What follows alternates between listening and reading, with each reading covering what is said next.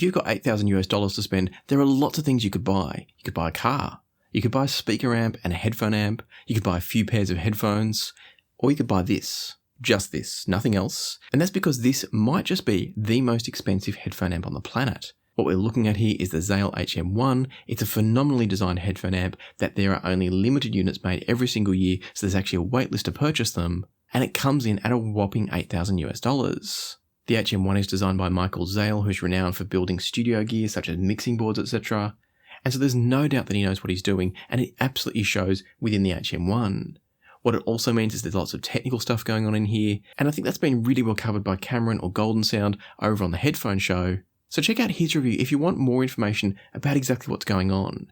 Rather than covering the same ground twice, I thought what might be more useful here is I will give you a quick rundown of the basics of this, the general functionality, but I'm not going to take the time to explain how stuff's being done in here, so I might just talk about how I think it compares to some other amplifiers, how it sounds in general, and where I think this actually stacks up, who I think it's for, and maybe who I don't think it's for.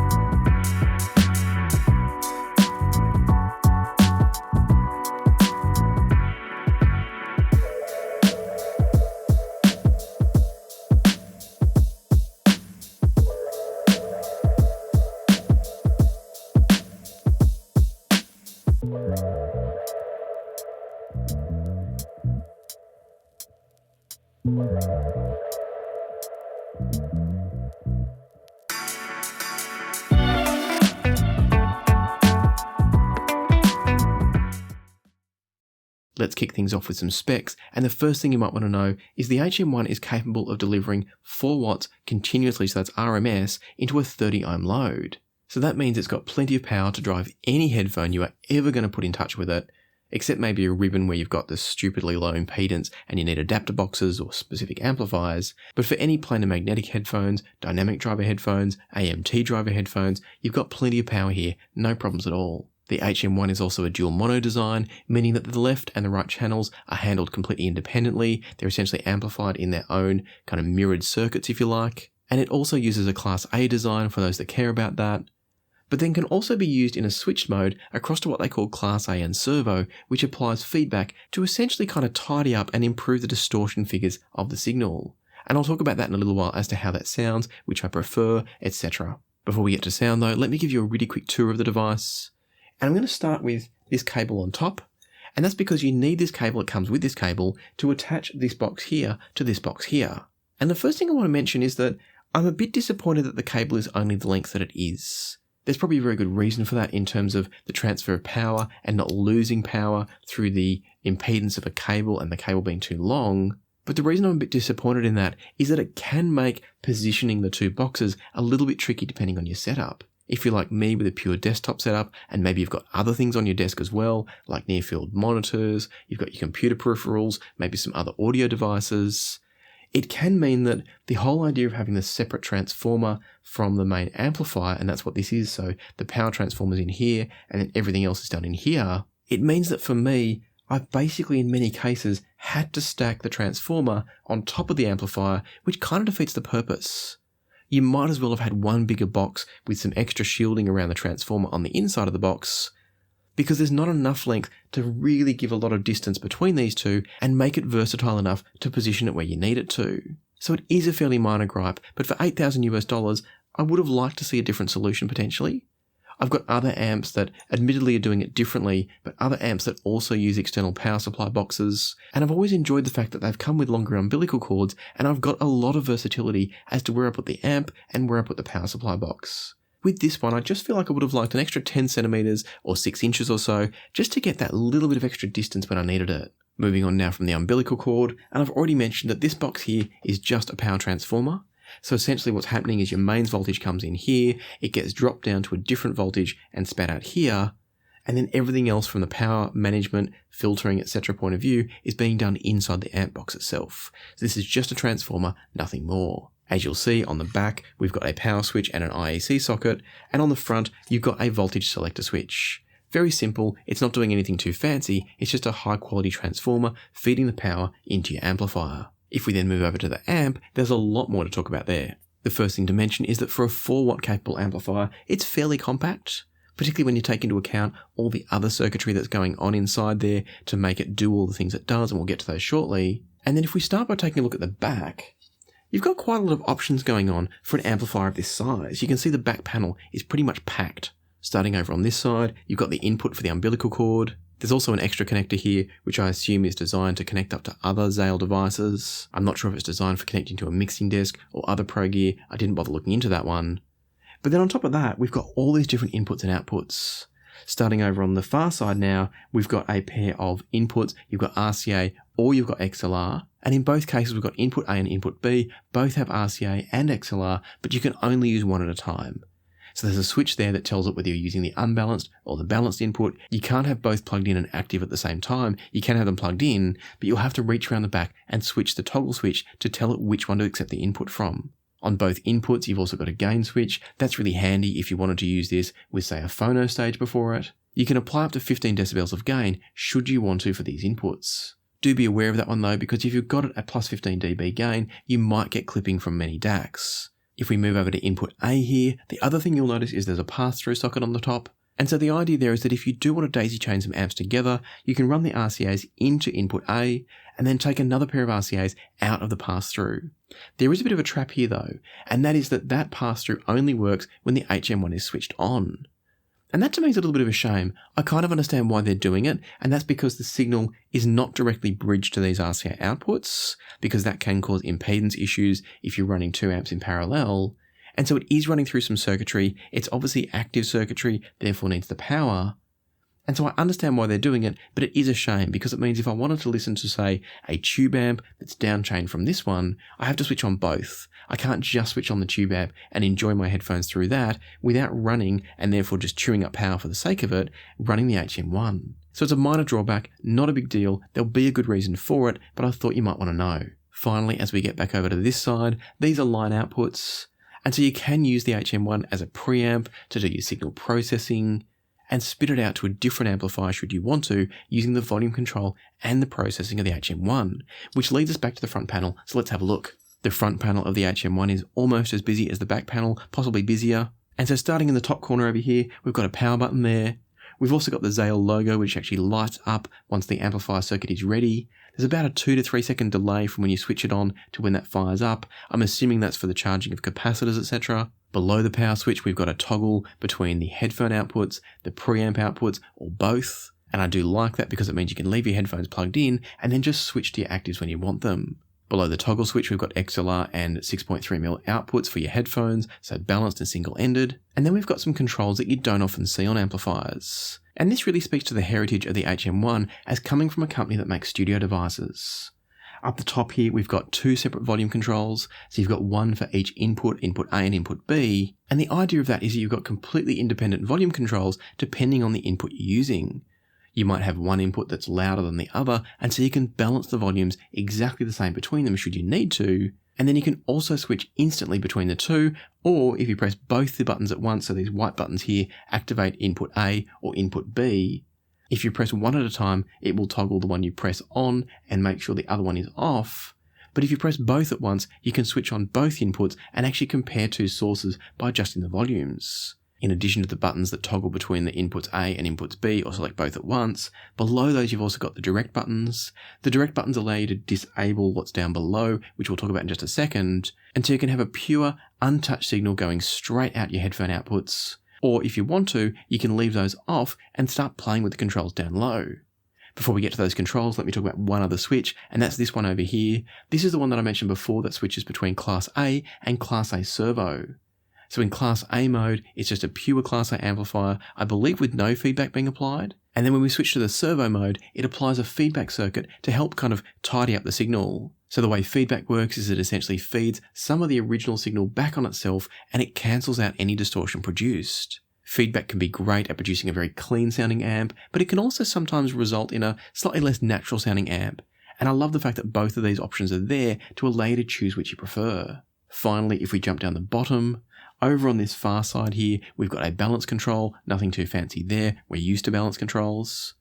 But then as we move along the next three, we've got a high and low bass shelf. So this is going to allow you to add or reduce just a little bit of treble and a little bit of bass. It's very subtle, but it's there if you want just those little tiny tweaks. It's not going to turn your headphones into bass monsters, but it does allow you just to ever so slightly offset some tonality issues with a headphone, or maybe improve the sound of a particular recording if it's lacking a bit of bass. Maybe it's got a bit too much treble, for instance. And then the final knob over here is kind of like crossfeed, but a little bit different. It's more of a stereo width control. And so what it's going to do, and it does it in a fancy way that, again, I'll let you jump over and take a look at Cameron's review of this one over on the headphone show. What it's going to do with the signal is process it in a different way to your normal crossfeed. And instead of actually pulling sound or energy out of the sides and push it to the front, I'm talking perceptually here, instead of giving that sense that there's a bit less energy on the sides and more coming out of the front, what I actually find it does is stretch the sound out more in the width.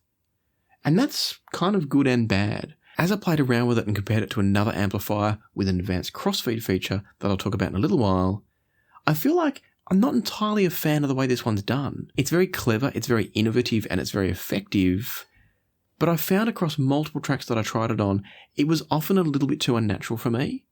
And whilst I'm not also a huge fan of general crossfeed circuits, I felt that if I was going to use one or the other, I prefer a really well implemented crossfeed than I do this stereo width function. I'm not saying it's a bad function by any stretch. It's very good. It's incredibly well implemented. I like the fact that it doesn't rob the energy from the left and the right channels of the headphones. But I just felt like it was a bit less natural listening to that stereo width control than something like a crossfeed function. If I switch on crossfeed and I forget that it's on, I don't really notice that it's there. But when I switched on the stereo width, either level 1 or level 2, in both cases, as I listened to it, I was thinking, this sounds doctored. The music sounded altered, whereas I don't find that so much from crossfeed. Now, while we're talking about these controls, and if you do go and watch Cameron's video, or if you've already watched it, the other thing I wanted to point out is that for me, listening to him talk about it got me thinking. As he explained how from one track to the next, he'd find different settings suited that track and he'd tweak it to suit the track, it really got me thinking about who this amplifier is for.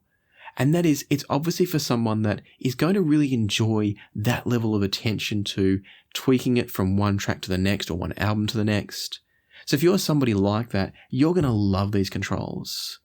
But if you're somebody like me, and there's no right and wrong in what I'm saying here, by the way, if you're somebody more like me, you're probably not going to get a lot of value out of these controls. I don't tend to find that I tweak music as I listen. I find a source chain that I enjoy and I let it roll. So if that's what you tend to do as well, if you don't tend to tweak things, you're not into EQ, you're not into crossfeed, you're not into tone controls, then I think this amplifier has a whole lot of amazing features that you're probably never going to use. If, though, you're more like it sounds like Cameron is, and you're someone that's going to enjoy just tweaking a little bit to absolutely optimize each recording, then you're probably not going to find a better product on the planet than the HM1 for doing that.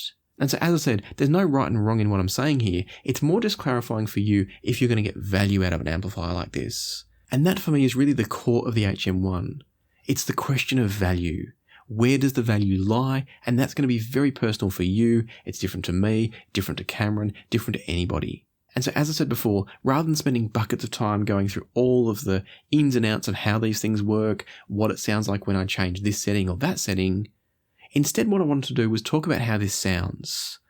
Because the long and the short of it is, if you like what I have to say about how it sounds, and you think you'll use these features, this could be great value for you. But if you either don't like what I have to say about how it sounds, which is unlikely, or if you like what I have to say about how it sounds, but you don't ever think you're going to use these features, then you can save yourself a bunch of money and buy something else. So let's jump in and talk about sound quality. Starting off with this in isolation, it's just perfect. There's really not much more to say, and I'm not going to say much more. It's transparent, it's controlled, it's tonally neutral, it is just an absolute, completely clear window into the music. The sense of resolution, detail, and clarity it gives is nothing short of astounding, and it does all of it with zero coloration. It's honestly probably the most perfect rendition of music that I've ever heard from a headphone amp. Having said that, whether that makes it the most enjoyable amplifier ever, that's a whole nother question. Because there are times that we actually want coloration.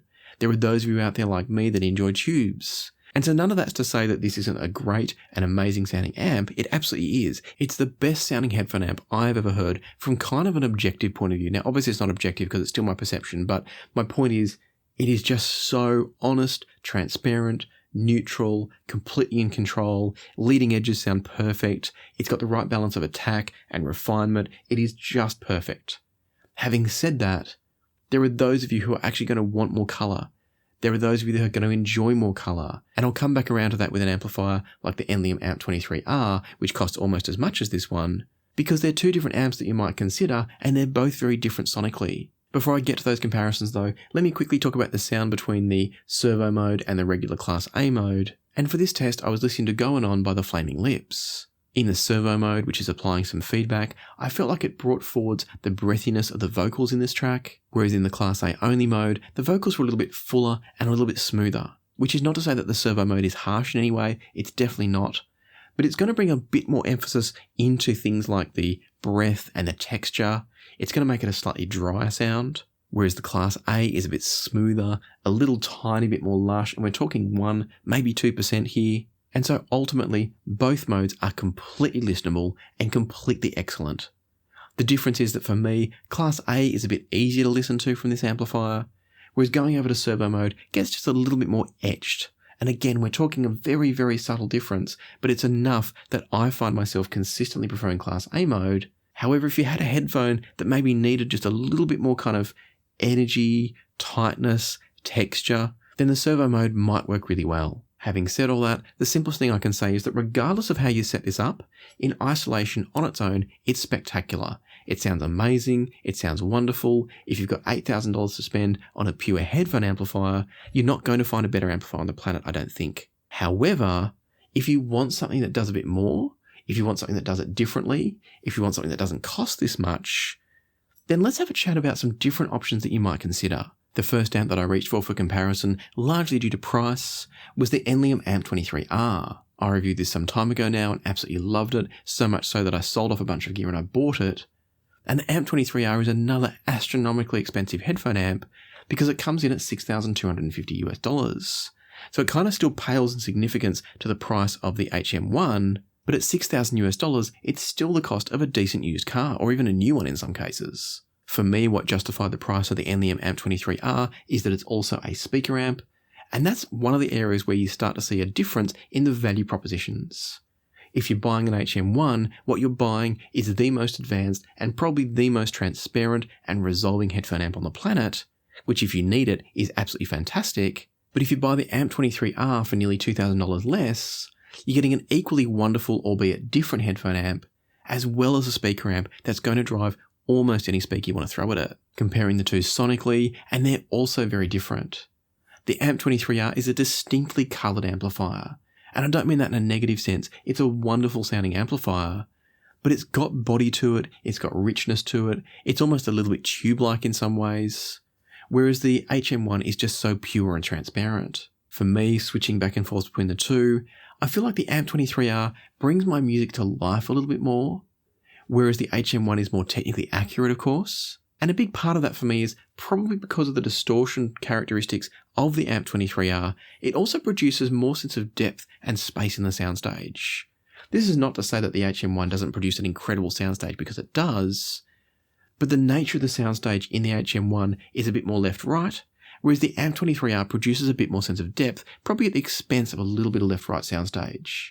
And indeed, it's almost a little bit like having a touch of crossfeed applied in the AMP-23R. There is no crossfeed applied, but it's similar to that. And it could be because the cross-talk figures, which is where the left and the right signals are able to bleed a little bit together, there's a bit more of that in the AMP-23R than something like the HM1. And so maybe that's playing some tricks and producing this sense of more depth and maybe a little bit less width. But the end result for me is that as I listen to it, I feel like there's more space around instruments in the AMP-23R. The separation and the clarity and the focus of instruments is just as good, if not better, on the HM1, but something about the presentation of the AMP-23R I find kind of more engaging and fun in a way. And that to me is the difference between these two amps.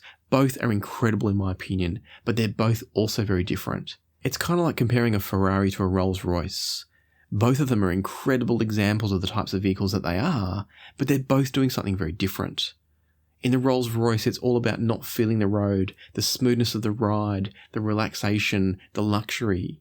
In the Ferrari, it's about feeling every bump, it's about knowing exactly what the car's doing, and about having all the feedback and the awareness of the road to absolutely choose the exact line and the exact precision around a racecourse, for instance. They're very different purposes, and both do it well, and I see that kind of being similar with the HM1 and the Enleum AMP-23R. I guess you'd say the AMP-23R is the Rolls-Royce and the HM1 is the Ferrari. That's probably a bit too extreme of an example, but hopefully you get the idea. And so I guess what I'm really saying here is that the HM1 gives you more texture through the upper mid-range, more detail and more resolution. Not that the AMP-23R is completely sluggish there, but it can't stand up against the HM1.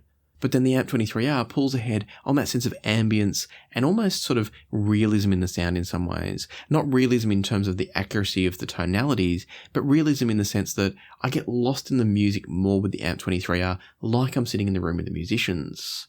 Whereas the sheer technical prowess of the HM1 reminds me constantly that I'm listening to an astonishing quality of recording, headphone, and amplifier chain. And so both are very different. I don't personally regret having the AMP-23R on my desk instead of this one, partly because of the cost. That extra $2,000 is a big leap, but also because the AMP-23R can drive speakers. And so this is what I said before. For me, it's all about value. If you're entirely about headphones, if you've got the money to spend and you think you're going to use some of these features, the HM1 makes more sense. But if you're looking for an amp with its own character and a little bit of coloration and an amplifier that can drive speakers, then the HM1 makes no sense at all because it doesn't even drive speakers, and the AMP-23R is an absolute winner. But then let's consider the idea that you are only looking for a headphone amp and that speaker amplification is nowhere near your considerations. I've got two different headphone amps that I thought were worth comparing to the HM1. The first being the Burson Soloist 3X GT, and the second being the SPL Phonitor XE. So we're going to start with the Burson Soloist. I did a live stream a little while ago talking about the fact that Burson have actually updated the Soloist GT range. There's some new power supply management going on inside the amplifier. And then since that live review, I've also been sent out by Burson a new power supply module. This is now swappable, much like their op amps. And so I've now got the Burson Soloist 3X GT 2023 version running with their upgraded Silent Power 2 module.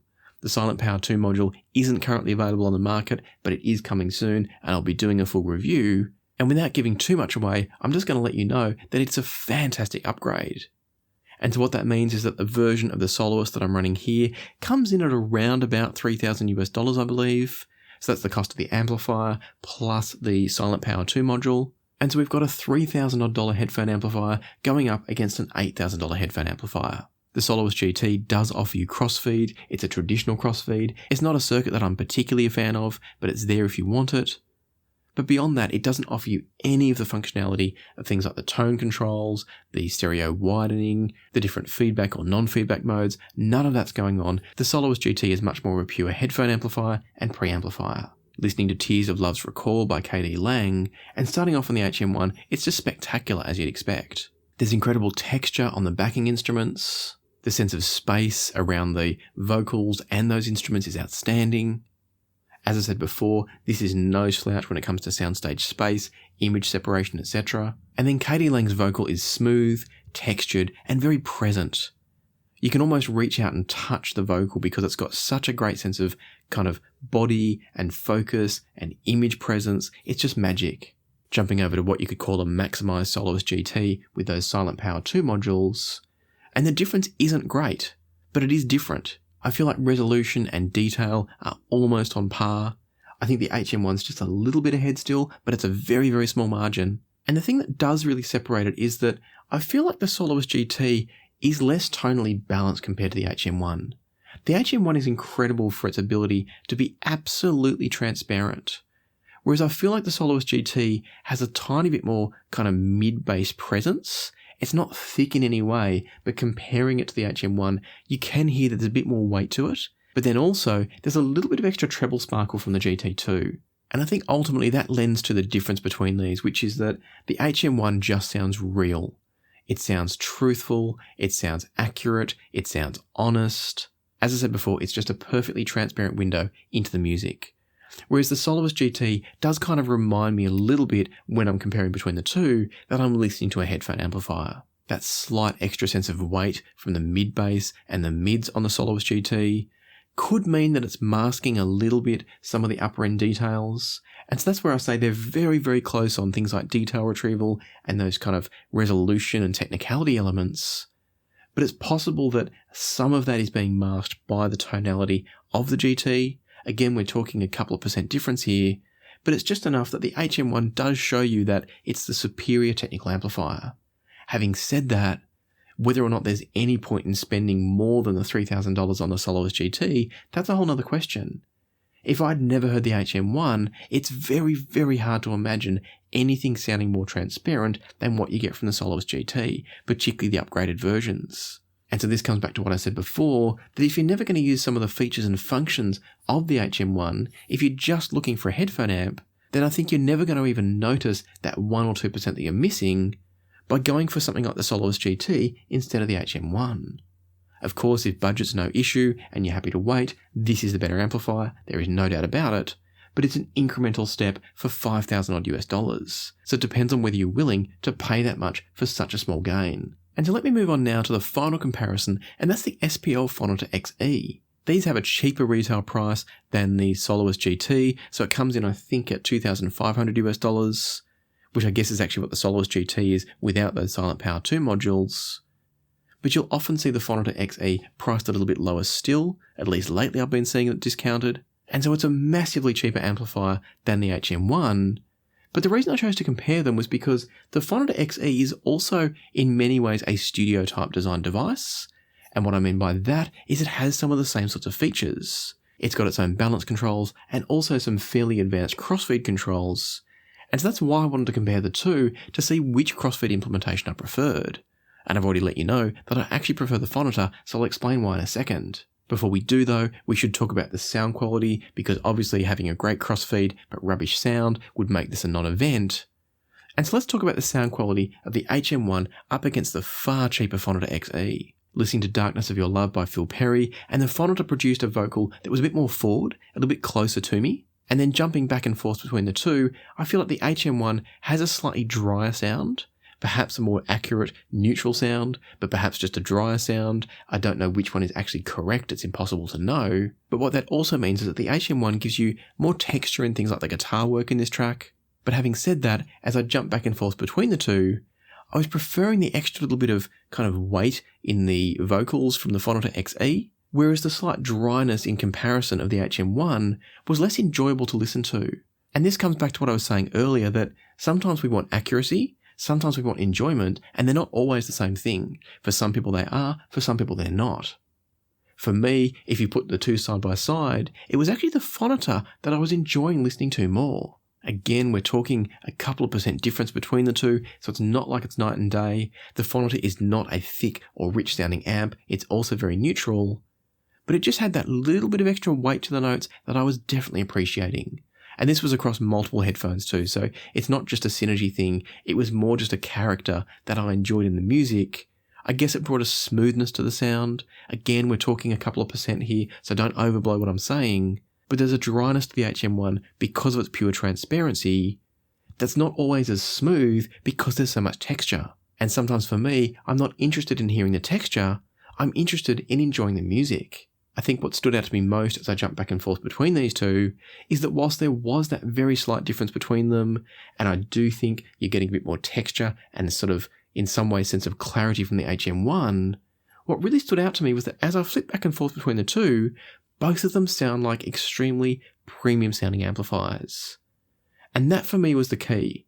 If I was blind testing these, if somebody had these set up on a desk and I couldn't see them, or maybe I didn't know what each one was worth, what the cost was, etc., and someone just flipped between the two and said, which one do you think costs more money? I don't think I'd know. Both of them are producing such wonderful, generally enjoyable and transparent sound quality that it's very hard to say that the HM1 is worth more from a subjective point of view, because both sound like premium, absolute top-of-the-line headphone amps. In some ways, I think the Phonitor also is probably better in that regard than the Soloist GT, It's not to say that it's the better headphone amp, but I think the tonal accuracy, the tonal balance of it is a little bit stronger for me than the Soloist GT. The Soloist GT had that slight sort of treble and mid-bass emphasis going on that's very, very slight, but enough that I think if I had that in the same blind test, I would come away saying, that one sounds a bit less natural being the Soloist, and therefore I think the HM1 did sound more premium. But I don't know that I'd say the same thing in the Phonitor test. And so where this leaves us is that the Phonitor for me is an equally wonderful sounding amplifier, not as technically resolving perhaps, but equally as enjoyable and equally as impressive in many ways. And so that then turned me to the crossfeed functionality. Listening to Rhyme and Reason by the Dave Matthews Band, and as I jumped back and forth between the two, what I really enjoyed was that the Phonitor gave me so much more control. There's multiple settings of crossfeed, and then on top of that, it can simulate different angles of your speakers, so different amounts of toe in of the speakers. What I find is that I really enjoy the Phonitor set to about level 4 out of 6 in crossfeed, and with the speaker angle simulated to 40 degrees. The Phonitor, like most crossfeed circuits, does pull some energy out of the left and the right channels to bring the focus more to the center and a bit more depth, but I was finding myself enjoying that more. As I said in the opening sections, I felt like it was a more natural sound. With the HM1, it's almost adding extra content to the left and the right channels, at least that's how it sounds. And it's almost like adding reverb. It's not actually adding reverb, so I don't think that's what it's doing, but it reminded me of the sense of adding reverb. It was something that was making it seem artificial to me. And so whilst I enjoyed the fact that I wasn't losing that energy in the left and the right, on the other hand, I wasn't enjoying the sense that it no longer sounded as natural. I could hear that the signal was being processed. Whereas on the Phonitor XE, I didn't feel like it was being processed. It was only when I switched off the crossfeed that I could really hear what was going on, because when it was switched on, it just sounded natural but different. And so for my listening preferences, I actually find myself preferring the Phonitor XE. I don't use crossfeed very often. Like many people, I know I did a survey a while ago, and a lot of you said that you only really use it for hard-panned content on headphones, and I'm much the same. I find it really helpful for those sorts of recordings. It's also really helpful for watching movies or gaming. And in that context, I actually like it a lot more than the stereo width controls on the HM1. I think with the HM1, if I was ever to own one of these, and I don't expect that I will, but if I was ever to own one of these, I don't think I'd ever use the stereo widening function. I can see myself using the bass and the treble shelves very, very occasionally. And so that's a really nice way to bring us back around to my conclusions on the HM1. And that is that I think it is without a doubt the most technically astonishing headphone amp I've ever heard. Transparency is absolutely unmatched anywhere. Its ability to control the headphones and give you precision and clarity, but refinement is nothing short of exceptional. But I think if you're looking at buying one of these, there's got to be two reasons you're going to do it. One of them is that cost is no issue, so it doesn't really matter whether you use those features or not, and you're just looking for the absolute peak transparency in an amplifier. Or reason two is that you absolutely are going to make the most of the controls and the versatility that the HM1 delivers. If either of those are true, this is without a doubt an incredible option. And I would absolutely recommend that if you're in a position where either you've got the money and it doesn't really matter about the controls whether you use them or not, or if you're absolutely sold on the controls, then it's going to be worth saving and scrounging and selling off gear, whatever you need to do to get your hands on this, because nothing else comes close. However, if all you're looking for is a pure, high quality, very enjoyable headphone amp, then I don't really see the need to spend as much money. The Soloist GTs are fantastic. Even though I've said in here that they don't sound quite as natural as the HM1, it's only in comparison you're ever going to hear that. If you have a Soloist GT on your desk and a nice DAC feeding it, all you're going to know is you're hearing some of the best audio you're ever going to hear through headphones. And likewise with the Phonitor XE. That's the same story where if you've got the Phonitor XE on your desk, you're just going to hear wonderful, beautiful sound quality. If you're wondering about the Phonitor XE versus the Soloist GT, I'll do a full comparison of those two in my Phonitor XE review, which is coming up later in the year. Make sure you subscribe if you want to catch that one. But my point is, there are beautiful sounding headphone amps for far less than the $8,000 you need to spend on the HM1. And so if you do have the money, the HM1 is the best. I'm not debating that. There's no question in my mind. But if you're in a position where the $8,000 is a stretch for you, then do have a think about what else you could buy. If you were able to put together $8,000, you could buy yourself a Soloist GT, or you could buy yourself a Phonitor XE, and then also a fantastic DAC and awesome fantastic headphones. And I think that's really the value proposition that people need to think about. If you've got everything else, you just need an amplifier and you've got the money, HM1 all the way. But if you're in a position where you want to drive speakers as well, maybe the Enleum AMP-23R. If you're in a position where you're going to be buying other things and you want the budget for those, then Phonitor XE, Soloist GT should absolutely be considered. And so I hope I've put into context where I see the HM1 sitting in the world of audio, and that is right at the top, but really for a select few. And I hope therefore it's helped you decide where to put your money, where to put your budget, your hard-earned cash in the audio game to get the most value and the most enjoyment. I don't see the HM1 as being distinctly more enjoyable than some of the other products I've talked about here.